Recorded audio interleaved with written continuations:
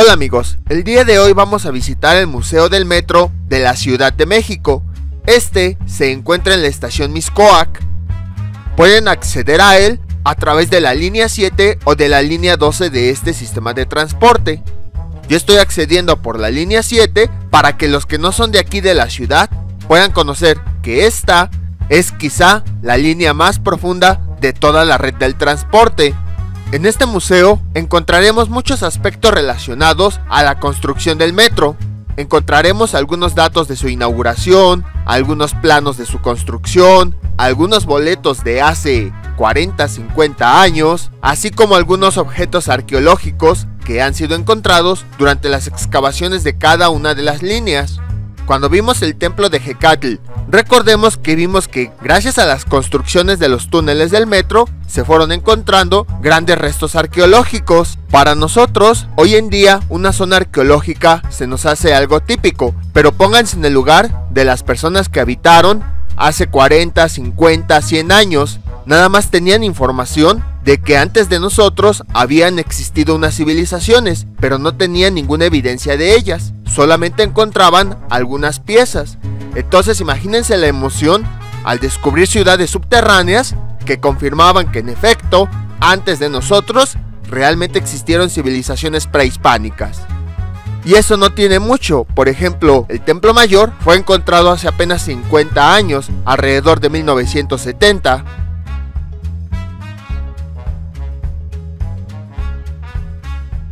Lo que me gusta de la línea 7 del metro es que sus túneles tienen esa forma redonda, dando la impresión de que se tratan de cuevas y no se ven de forma cuadrada como algunas otras. Por esa razón me detuve aquí tantito para grabar esta parte de la estación. Una leyenda urbana cuenta que esta línea es muy profunda porque pasa debajo de los pinos, la zona donde generalmente habita el presidente de la República. Entonces, se dice que en caso de un atentado, existe un túnel que conduce desde Los Pinos hasta esta línea y por ese túnel puede escapar el presidente. Debido a la profundidad de la línea, estará a salvo de ataques aéreos.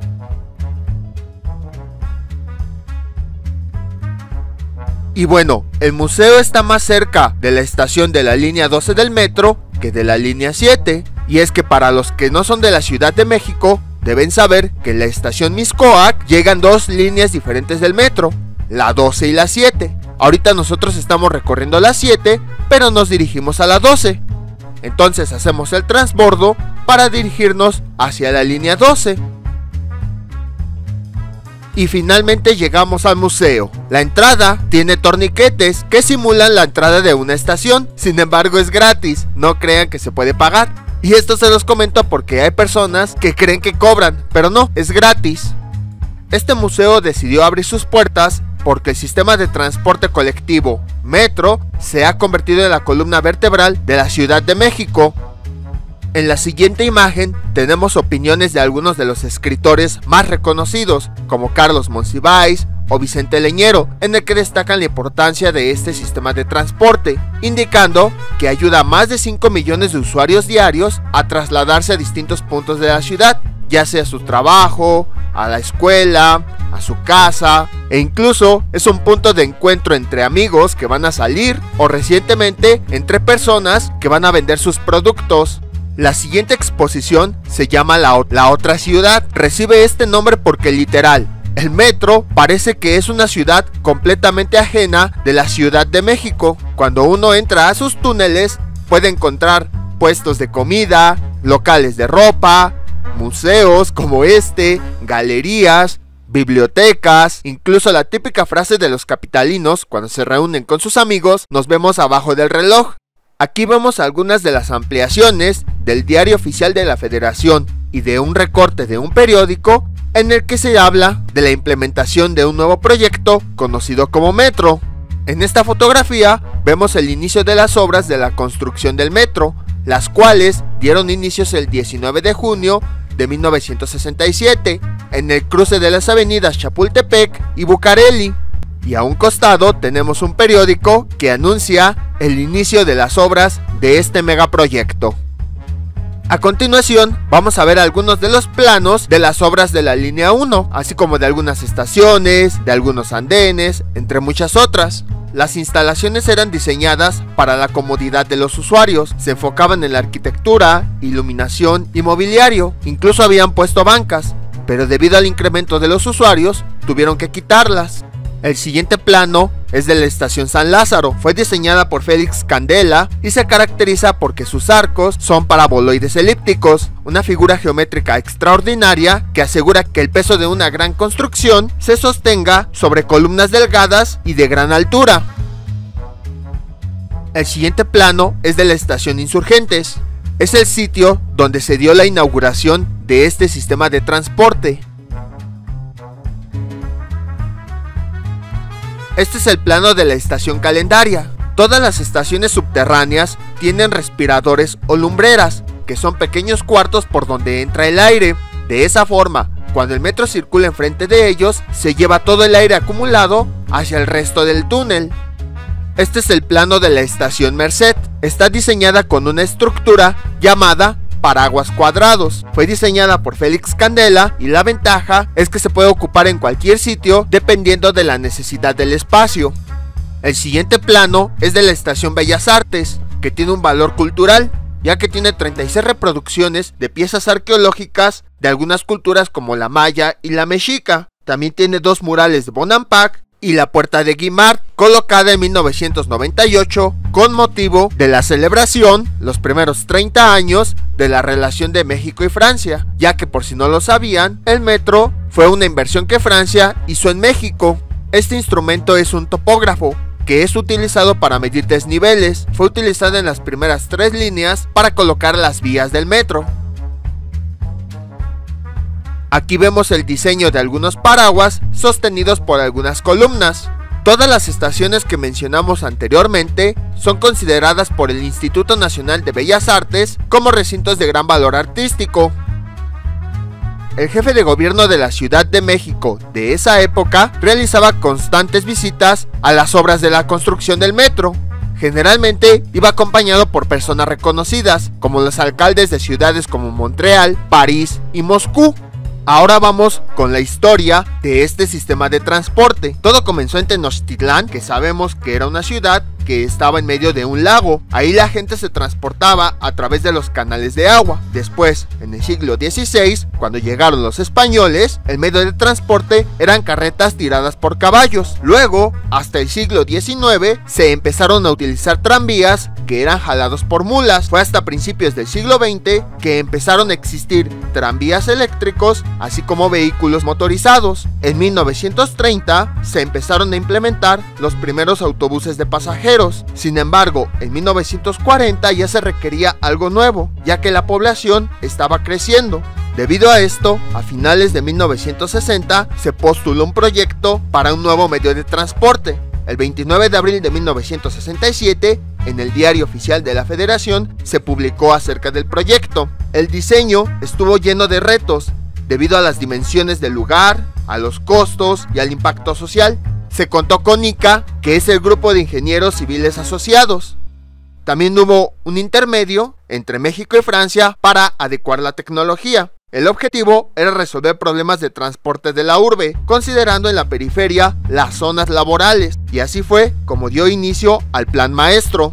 Se tuvieron que hacer análisis de subsuelo y de hundimiento de la zona lacustre, ya que recordemos que antes todo esto era un lago. A partir de eso, se estudió el uso de técnicas similares a las que se utilizaron con la construcción del drenaje profundo. Las obras iniciaron el 19 de junio de 1967.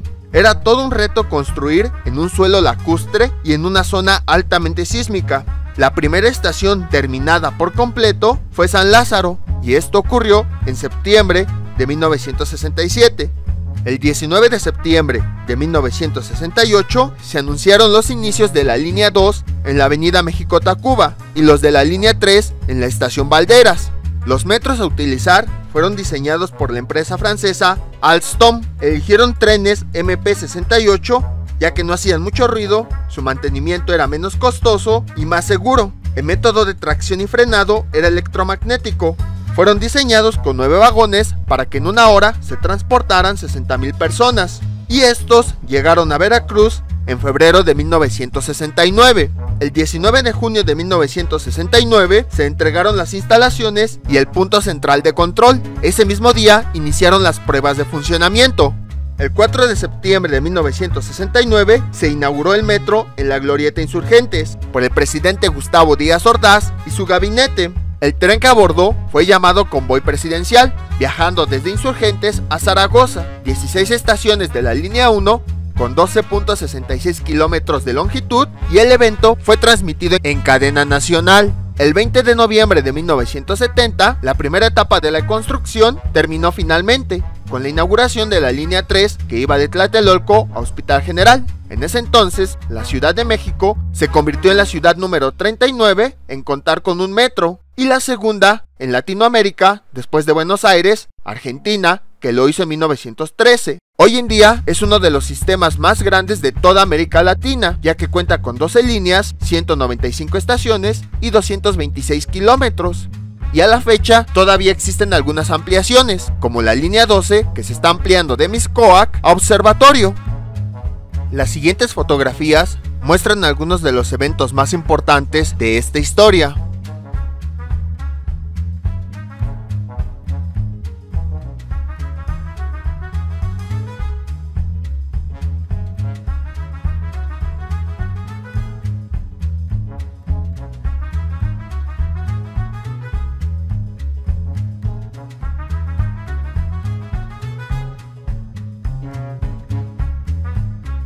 La línea 7 fue construida de 1982 a 1988 cerca de la Sierra de las Cruces. Debido a que era uno de los puntos más altos de la ciudad, se optó por construirla a 35 metros de profundidad para que así quedara nivelada.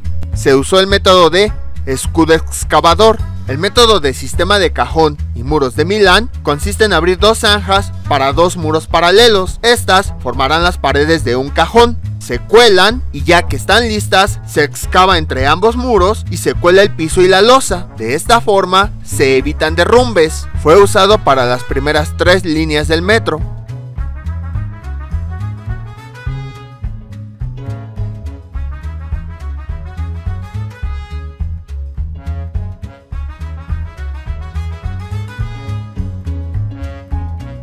La línea 5, que fue construida entre 1977 y 1982, fue planeada para conectar a las personas con el aeropuerto. La estación Hangares formó parte del primer tramo, que fue inaugurado el 19 de septiembre de 1981. Durante las construcciones de la línea 1 y 2, muchas actividades comerciales fueron reubicadas temporalmente y el paisaje de la ciudad cambió repentinamente.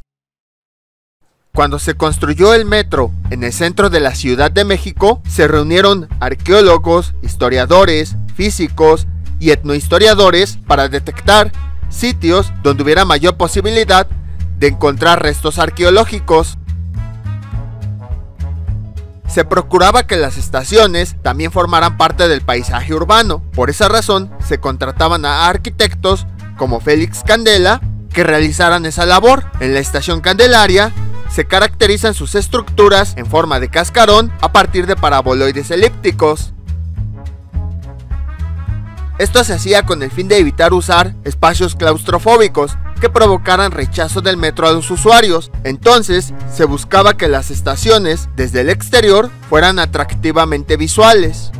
Tenemos una serie de instrumentos que se llegaron a utilizar. Primero de ellos es el característico reloj de cada estación. En los primeros trenes, debajo había bancos de baterías de 72 volts usados para los circuitos de mando del tren. Este equipo comprobaba si estaban cargadas. El voltímetro es usado para medir corriente interna de los trenes en el área de mantenimiento llamada material rodante. Esta lámpara estaba a lo largo de las vías. Fue usada hasta 1970. Funcionaba como un semáforo. Este es el primer uniforme que los operadores del metro utilizaban. Estaba basado en la primera vestimenta de los guardias de Francia. La corbata era usada por el jefe de estación. Los trenes trabajaban con 750 volts que eran proporcionados por las barras guías de las vías. Este equipo era empleado para verificar el paso de energía en las vías.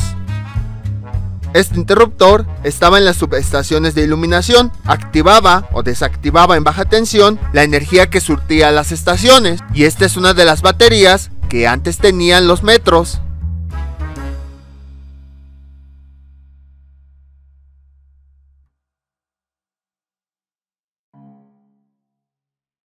Esos botes de basura son característicos del metro, pero en este caso no sé si está como exhibición o realmente es un bote de basura de museo.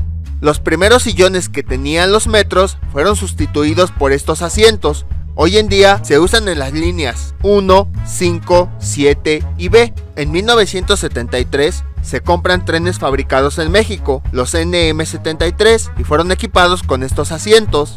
Los primeros trenes tenían estos sillones acolchonados, pero ¿saben por qué fueron sustituidos? Por el vandalismo que sufrieron. Esta foto es el primer fin de semana después de la inauguración del metro en la estación Chapultepec. A partir de esto empezó una nueva ciudad, porque surgieron sus propios ritmos, sus propias reglas, su propia vida cotidiana, etc. La siguiente fotografía retrata una visita guiada a los usuarios del metro, en la cual explican cómo funciona el sistema de transporte.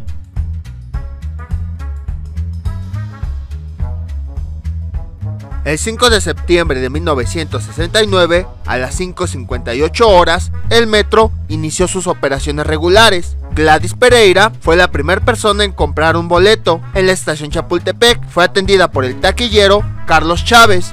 En la estación Zaragoza, las primeras 27 personas abordaron el primer convoy.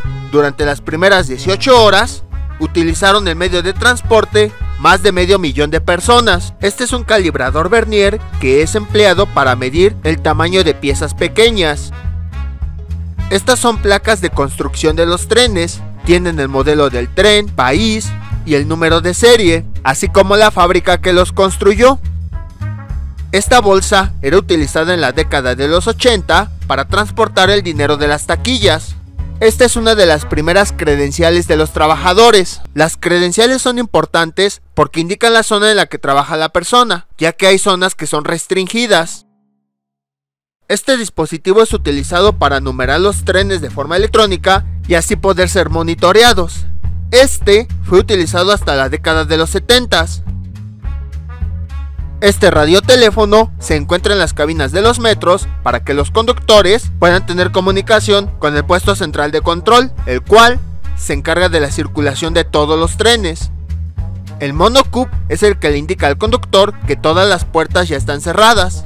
Este dispositivo se encuentra cada 150 metros y en los andenes del metro. Sirve para cortar la alimentación en caso de una emergencia. Esta herramienta sirve para sellar las señales que van a proteger a los conmutadores de las cabinas del metro. Este manipulador lleva un instrumento llamado anillo de hombre muerto. Cuando está en pilotaje automático, el conductor acciona este dispositivo y mientras lo esté activando, el metro sigue avanzando. Y este dispositivo es un micrómetro que mide objetos del orden de milímetros. Fue usado en los primeros años para construir refacciones.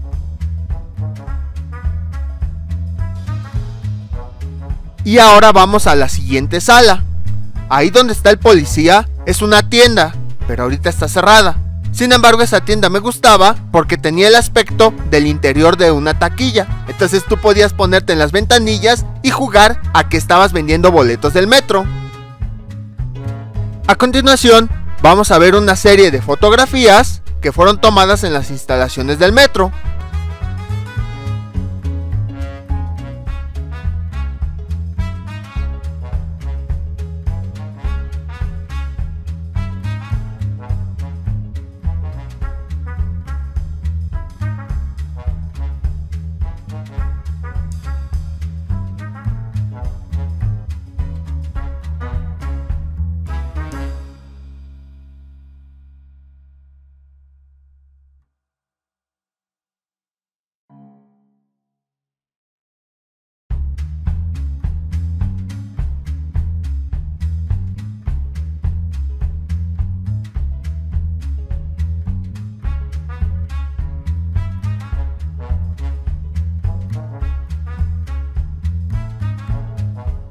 Continuamos con la exposición de fotografías en la sala de atrás.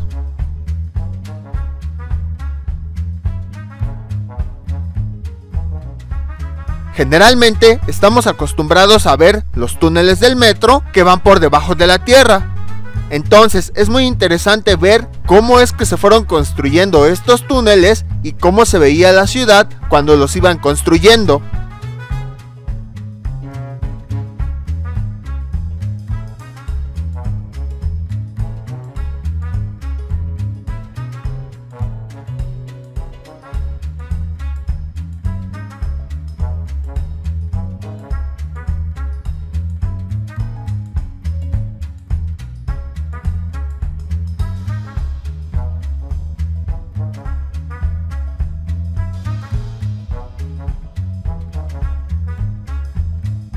La siguiente foto es muy interesante porque nos muestra cómo fue que construyeron la correspondencia de las líneas 1 y 2 alrededor del templo de Jecatl, que ya visitamos anteriormente.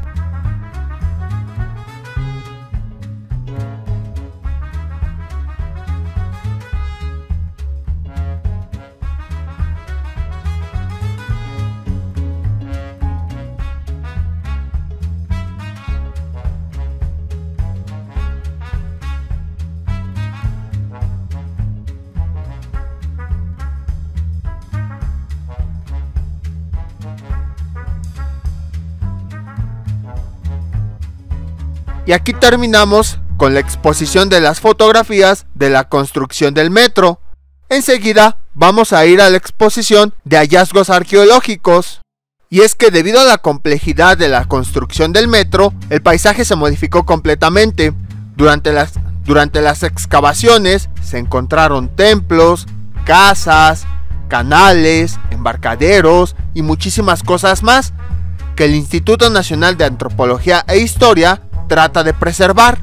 Todos los restos hablan del gran patrimonio cultural de la ciudad, ya que se encontraron elementos de diversas épocas, incluso fauna pleistocena, como mamuts de hace 14.000 años. En Valderas se encontraron los restos de un hombre de hace 11.000 años. También se encontraron entierros del año 1100 a.C., así como diversos objetos del periodo virreinal. Y gracias al metro podemos trasladarnos a algunas de las zonas arqueológicas: el Templo Mayor de Tenochtitlán en el Metro Zócalo, el Templo de Jecatl en Pino Suárez, el complejo de Tlatelolco entre las estaciones Tlatelolco y Garibaldi, los edificios de Mixcoac en la estación de San Antonio, las albercas de Moctezuma en Chapultepec, Templo de Fuego Nuevo en la estación Cerro de la Estrella y el basamento de Cuicuilco cerca del Metro Universidad.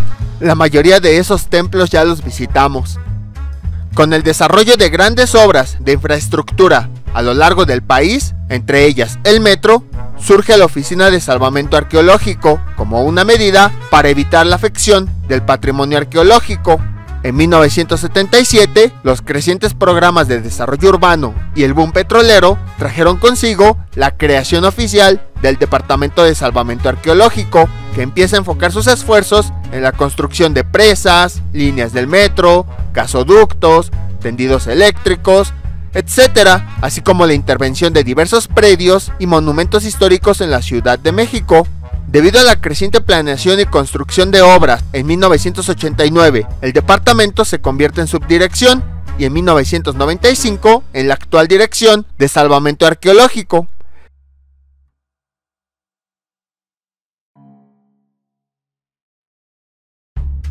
Aquí tenemos un mapa de la Cuenca de México en la época prehispánica.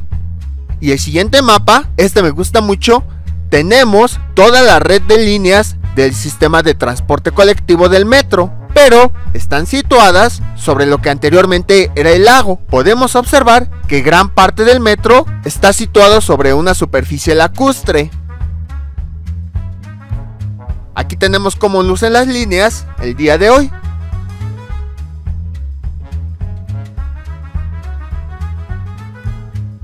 Aquí tenemos las fotografías de algunas de las zonas arqueológicas que fueron descubiertas gracias al metro. Les puedo decir que al visitar este museo fue que me enteré que existía el Museo de Mixcoac.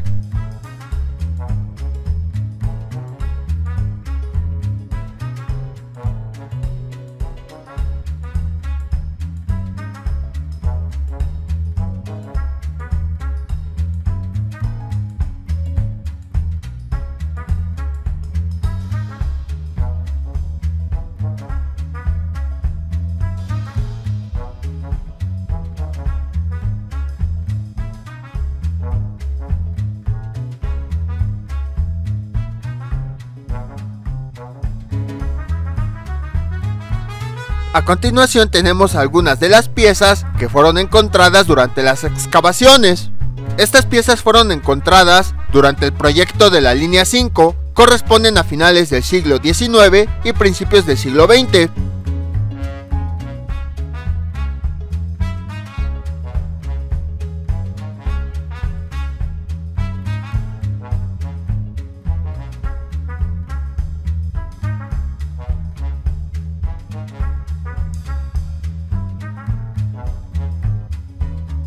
Las siguientes piezas fueron encontradas durante la construcción de la línea 8.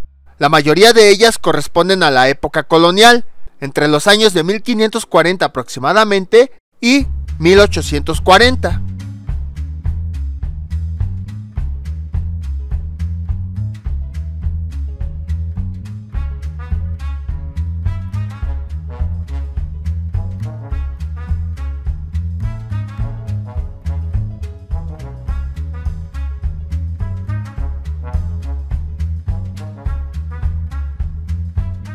Las piezas que se muestran a continuación fueron encontradas durante las obras de la línea 8 y la línea 12. Corresponden a la cultura mexica y están datadas de entre 1200 y 1521. Ahí de nueva cuenta tenemos sellos. Son de las piezas que más me han gustado porque me llama la atención cómo desde esa época ya existían los sellos, los cuales eran muy elaborados. Y antes no sabía que existían, y desde que las empecé a ver en los museos, en todos los he seguido viendo. Las siguientes piezas también corresponden a la cultura mexica, ubicada entre el año 1200 y 1521. Fueron encontradas durante la construcción de las líneas 2, 8 y 12.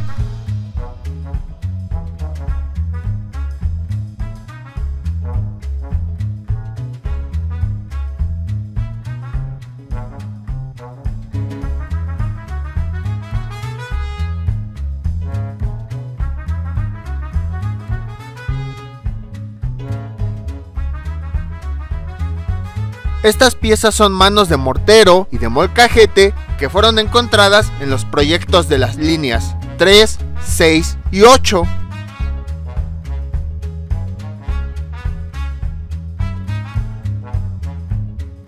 Las piezas exhibidas aquí son salineras y malacates, igual de la cultura mexica, halladas en el proyecto de la línea 3 y la línea 6 del metro.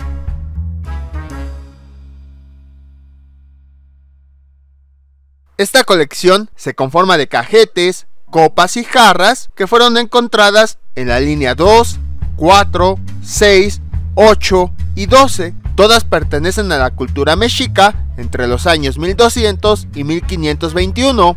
A este periodo se le llama posclásico tardío. Todas las figuras que hemos visto anteriormente que tienen origen mexica pertenecen a este periodo.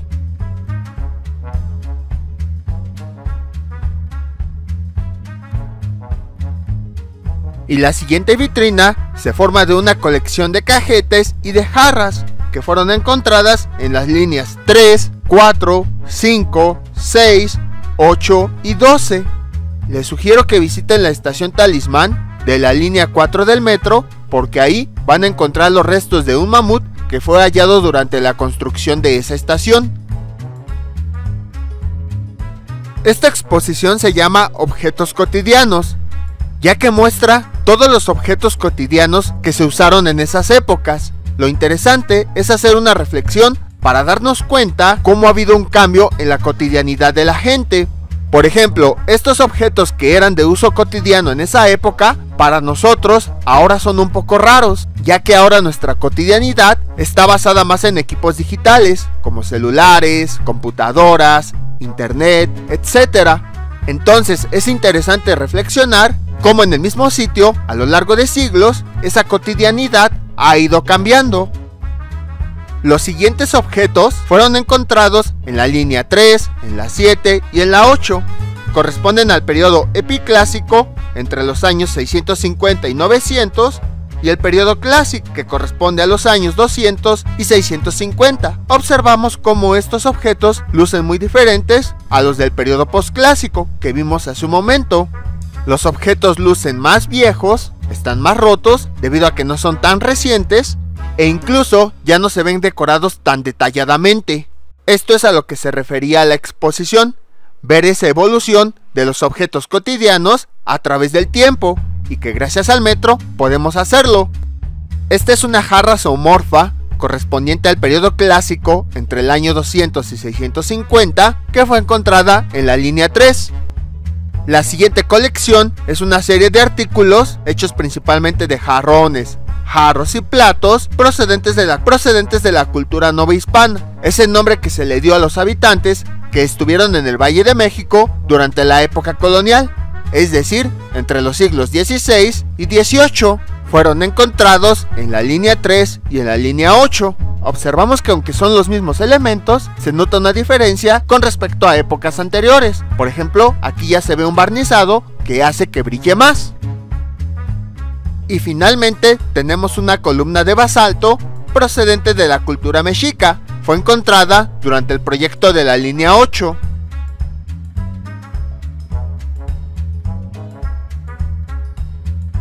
Ahora vamos a la siguiente sala, que habla del diseño de la iconografía del metro. Lance Wyman, que nació en Nueva Jersey en 1937, fue el director de diseño de la iconografía del metro. Estudió diseño industrial en un instituto en Brooklyn. Primero trabajó para la compañía General Motors. En 1963 se incorporó al despacho del ícono modernista George Nilsson, donde fue responsable de proyectos como el pabellón de Chrysler en la Feria Mundial de Nueva York de 1964. Sus aportaciones en materia de sistemas gráficos de orientación espacial lo han llevado a ser considerado uno de los padres de la señalética moderna, y a lo largo de más de 50 años de trayectoria se ha consolidado como una de las figuras más importantes del diseño gráfico. Una de sus últimas aportaciones fue el logotipo del Museo del Metro. Aquí vemos una serie de bocetos del logotipo del metro que estuvo realizando antes de obtener el diseño final.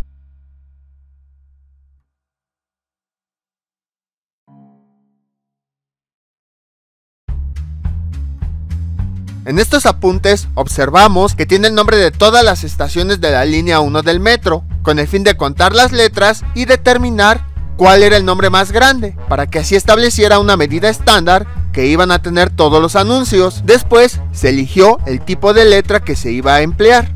Una vez que realizó esto, empezó a establecer los iconos característicos de cada una de las estaciones. También definió los colores característicos de cada una de las líneas. Esto lo hizo con el fin de que las personas, que principalmente no sabían leer, pudieran identificar de alguna manera el lugar al que estaban llegando.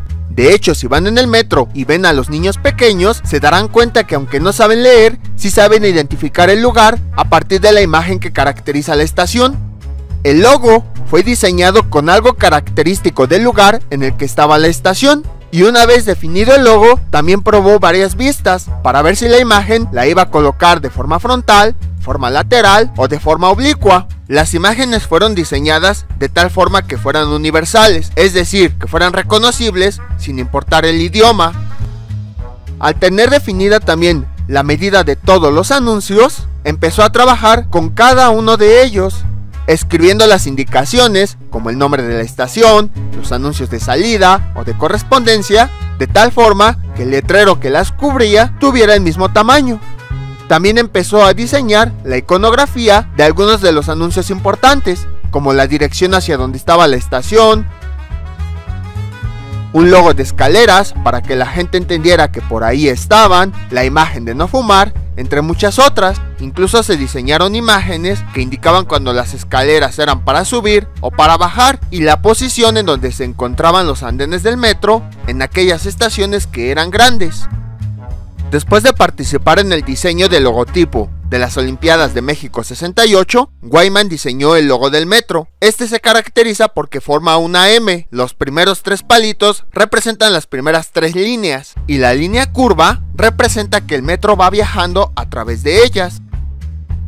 Enseguida tenemos una pequeña maqueta del funcionamiento de las puertas de un vagón. Y para los que siempre han querido tocar los botones de la cabina, aquí tenemos un botón que se puede presionar.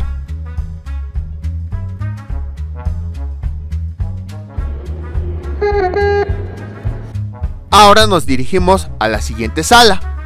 En esta está la colección de boletos del metro más grande que existe. Está cada uno de los boletos que han surgido desde que fue inaugurado hasta nuestros días. Incluso con el paso del tiempo, así como en los timbres postales, se empezaron a sacar boletos conmemorativos, ya sea de alguna fecha, algún evento de la ciudad, algún aniversario, algún evento importante que ocurrió en México, entre muchas otras cosas. Han salido en circulación una gran cantidad de boletos, como no tienen idea. En la parte de arriba tenemos solamente los más importantes por cada año. En 1969 fue la inauguración del metro. En 1970 se inauguró la línea 2 y 3. En 1971 se produce el halconazo. En 1972 se publica la Ley Federal de Monumentos y Zonas Arqueológicas. En 1973 muere el cantante José Alfredo Jiménez. En 1974 se encuentra el esqueleto más antiguo de un ser humano, al que apodaron Lucy. En 1975, dos convoys del metro chocan en la estación Viaducto de la línea 2. En 1976 se inicia la construcción del sistema Cutzamala, que abastecerá de agua a la Ciudad de México.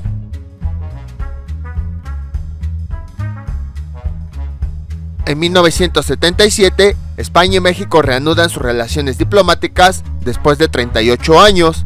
En 1978, trabajadores de Luz y Fuerza del Centro realizan el hallazgo de Coyotzautli. En 1979, inicia el servicio de taxi colectivo, que es el antecesor de los peceros. Se les llamaba así porque cobraban un peso originalmente. En 1980, la ruta del tranvía México-Xochimilco es adecuada para usar el tren ligero. En 1981 se inauguran los primeros tramos de la línea 4 y 5 del metro. En 1982 se da la inauguración de la central de abastos.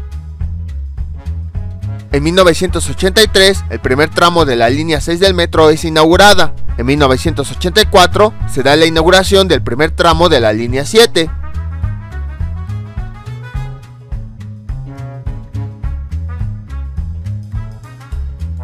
En 1985, la Ciudad de México es afectada por un terremoto. En 1986 se realiza el Mundial en México, primer país que es sede 2 veces.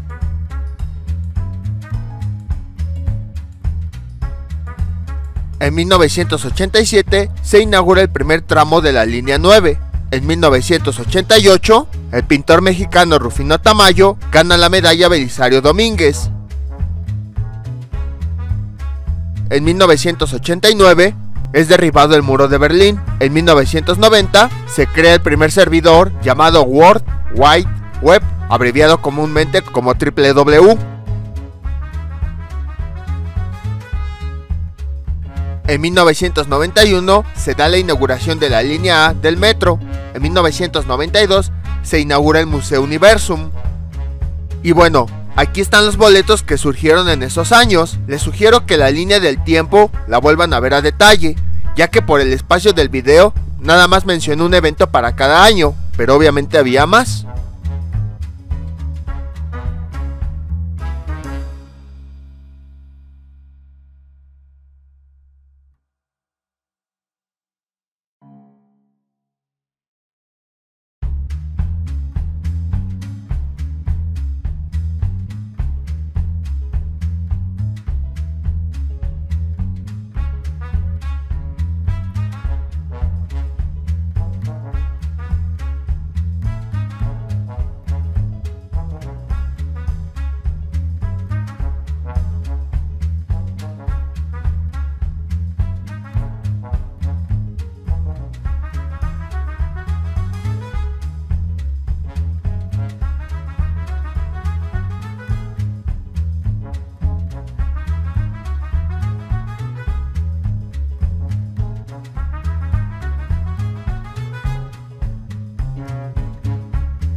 Al igual que los timbres postales, los boletos del metro también empezaron a ser coleccionados, ya que a la gente les empezó a llamar la atención su diseño, su originalidad, sus colores, las fechas que conmemoraban, entre muchas otras cosas. y como los diseños eran únicos por año, por época, por evento, que no se volvían a repetir, esto hacía que empezaran a tener valor artístico. Del otro lado, continuamos con la historia de los boletos.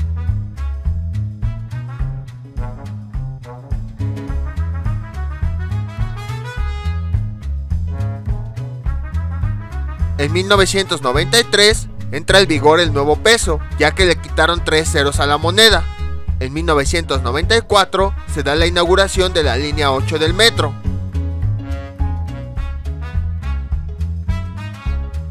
En 1995, el ingeniero mexicano Mario Molina ganó el Premio Nobel de Química. En 1996, la moneda nacional pasa de llamarse nuevos pesos a pesos. En 1997, por primera vez en la Ciudad de México, hay elecciones para jefe de gobierno. En 1998, fallece el escritor mexicano Octavio Paz, que ganó el Premio Nobel de Literatura. En 1999 se inaugura el primer tramo de la línea B del metro. En el año 2000, año en el que se creía que iba a ser el fin del mundo, se concentra en la central de abastos toda la venta de alimentos de la Ciudad de México. Año 2001, clonación del primer embrión humano. Año 2002, Carlos Fuentes, un escritor mexicano, publica Manchado de la Mancha. Año 2003, se crea el Instituto Nacional de Lenguas Indígenas. Año 2004, ocurre un terremoto en el Océano Índico, ocasionando una serie de tsunamis, dejando casi 230,000 personas muertas.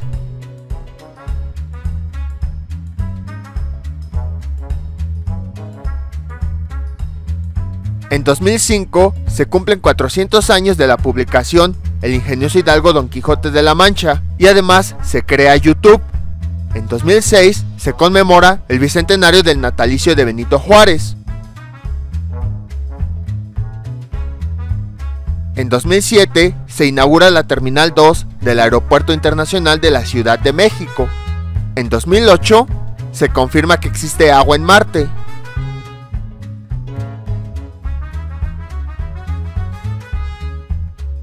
En el 2009 se produce un tiroteo en el Metro Valderas de la Ciudad de México.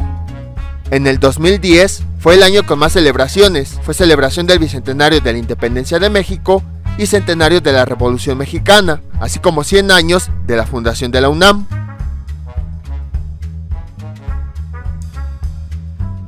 En el 2011 fallece el periodista mexicano Miguel Ángel Granados y también es el 75 aniversario del Instituto Politécnico Nacional. En el 2012, otro año en el que se creía el fin del mundo, se inaugura la línea 12 del metro. En el 2013 fue el centenario de la creación del ejército mexicano y además hallaron mercurio líquido en Teotihuacán. En el 2014 fallece el escritor colombiano, Premio Nobel de Literatura, Gabriel García Márquez. El 2015 es el bicentenario del fusilamiento de José María Morelos y Pavón. El 2016 es el bicentenario de la publicación del Periquillo Sarmiento, del escritor mexicano José Joaquín Fernández de Lizardi. Y a continuación tenemos los boletos conmemorativos. Obviamente esta línea del tiempo se hizo hasta el año 2016, por lo que no hay eventos posteriores. Sin embargo, vamos a decir algunos de ellos. En el 2017, sorpresivamente, otro 19 de septiembre, volvió a temblar después de un simulacro que conmemoraba el sismo de 1985. En el 2018 se realizó la Copa Mundial de Fútbol en Rusia. En el año 2019 fue el 50 aniversario de la inauguración del metro. El 2020 fue el inicio de la pandemia de COVID. El 2021 fue cuando se cayó una de las vías de la línea 12 del metro, causando más de 20 muertos. En 2022, nuevamente, el 19 de septiembre, volvió a temblar, después del simulacro que conmemoraba los sismos del 85 y de 2017. Y en el 2023 fue el año en el que finalizó la pandemia de COVID. En esta colección de boletos vemos que cada vez, en tiempos más recientes, en un año, sacan más boletos conmemorativos, a diferencia de antes, que era rara la ocasión en la que salían.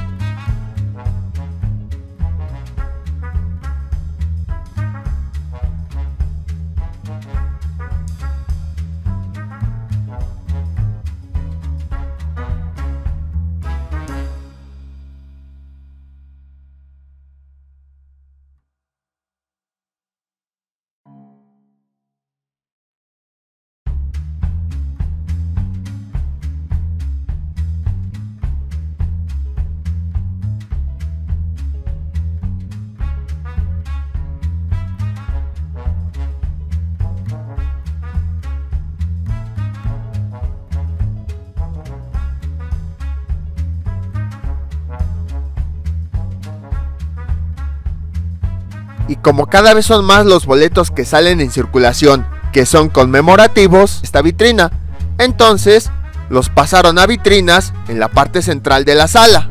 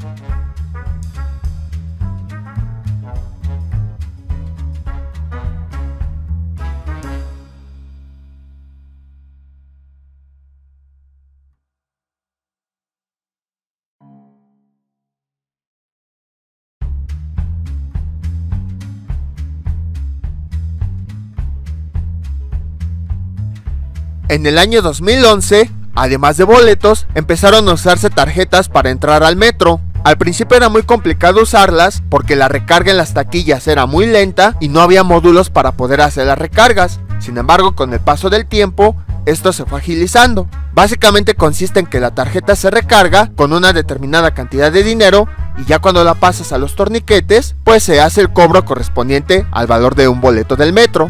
Debido a su diseño, estas tarjetas también se volvieron coleccionables. Sin embargo, hay pocas porque no tiene mucho tiempo que salieron. La tarjeta de colores que vemos ahí salió alrededor del 2018-2019 y es conocida como tarjeta de movilidad integrada. Esta es la primera tarjeta que acepta todos los sistemas de transporte de la Ciudad de México: el metro, Metrobús, Cablebús, RTP y Ecobici. Y aquí tenemos algunos objetos asociados al metro. Y aquí tenemos un tren de juguete. Yo estos juguetes los vi en uno de los salones del jardín de niños y quería uno de esos de pequeño. Pensé que nunca más lo iba a volver a ver y vean, aquí está.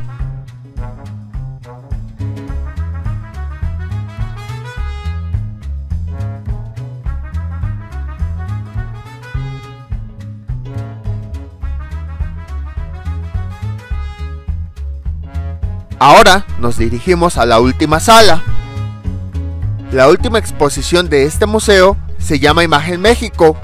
La exhibición Imagen México fue la primera exposición multimedia de nuestro país, organizada con motivo de la inauguración del sistema de transporte colectivo Metro en 1969, abarcando las 16 estaciones de la línea 1. El concepto consistió en presentar un retrato de nuestro país a lo largo de las estaciones, estableciendo como punto central la glorieta de los Insurgentes, que fue en donde se dio la inauguración. En este espacio se instalaron 5 salas de exhibición donde se mostraban transparencias con imágenes de México sobre una pantalla fraccionada de 15 cuadros y se intercambiaban electrónicamente. Los espacios destinados para la publicidad de cada una de las estaciones se utilizaron para colocar imágenes de México como su gente, su territorio, sus mares, su industria, su transporte, flora, fauna, etc. Y la sala 4 se convirtió en un salón de conciertos que ofrecía al pueblo uno de los mejores espacios logrados de arte cinético. Los muros de la glorieta estaban cubiertos por un gigantesco fotomontaje de 200 metros de longitud en un área de casi 500 metros cuadrados, en el que se presentaron fotografías de la vida cotidiana de esa época en un juego de escalas, en el que en ocasiones se confundía a los espectadores con personajes del mural. El resultado fue una exposición artística integrada por imágenes del país y su gente. La exposición que estamos viendo es una selección de las imágenes que se exhibieron en aquella ocasión, la cual fue preparada por Eduardo Terrazas. Eduardo Terrazas, que nació en Guadalajara, Jalisco, en 1936, es un creador mexicano que se ha interesado por mirar y pensar el mundo por el que camina. Desde hace más de 40 años ha trabajado en un abanico de disciplinas para entender y reflexionar sobre la cambiante realidad. Es arquitecto de formación, estudió la licenciatura en la Escuela Nacional de Arquitectura de la UNAM y cursó la maestría en la Universidad de Cornell en Nueva York. Otras actividades que realiza son la pintura, el dibujo, el diseño, la museografía y planeación urbana y regional. Todas estas disciplinas él las ve como caminos diversos, pero siempre paralelos. Los ve como medios de los que se ayuda para abordar preocupaciones que van desde la filosofía hasta las ciencias sociales. Defiende una práctica crítica y analítica. En su amplia producción artística se cuentan trabajos tan heterogéneos como Posibilidades de una estructura, que es una investigación pictórica sobre las características que permiten que una estructura se desarrolle y se transforme. La exposición Tablas, que realizó en el Palacio de Bellas Artes en 1972. Obras con las técnicas que usan los huicholes, en la cual trabajó con el artesano Santos Motoapoua. La exposición Sin saber que existías y sin poderte explicar, realizada junto con Arnaldo Cohen, en la cual exhiben aparatos del Centro Histórico de la Ciudad de México. También realiza para las oficinas de Mobile Oil una muestra de instalaciones de artesanía llamada Multiplicaciones, Museo de lo Cotidiano, en la que manifiesta su interés por cruzar las fronteras entre el arte y la cultura popular mexicana, a partir de la reconstrucción de objetos cotidianos. También participó en el programa de comunicación, diseño e identidad para los Juegos Olímpicos de 1968, junto con Beatriz Trueblood, y en 1969 expuso Imagen México en el MoMA de Nueva York.